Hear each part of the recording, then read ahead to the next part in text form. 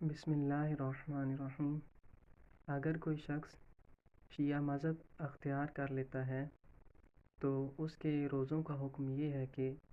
جو اس نے روزے اپنے مذہب کے مطابق رکھے تھے وہ اس کے روزے صحیح تصور کیے جائیں گے، اس نے ان کی قضا نہیں کرنی۔ لیکن جو روزے اس نے اپنے مذہب میں بھی رہتے ہوئے چھوڑے تھے ان کی قضا اس نے کرنی ہے، وہ چاہے کوئی بھی فرقہ تھا، اہل سنت کا فرقہ تھا اس سے وہ شیعہ ہوا ہے، یا وہابی تھا اس سے شیعہ ہوا ہے، اہل حدیث تھا اس سے شیعہ ہوا ہے۔ تو جو اس نے چھوڑے ہوئے ہیں اپنے مذہب میں رہتے ہوئے وہ تو اس نے قضا کرنے ہیں، لیکن جو اس نے روزے اپنے مذہب کے مطابق رکھے تھے وہ اس نے قضا نہیں کرنے۔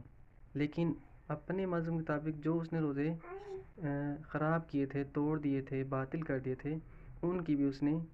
اس مذہب میں آنے کے بعد، شیعہ مذہب اختیار کرنے کے بعد قضا کرنی ہے۔ والحمد للہ رب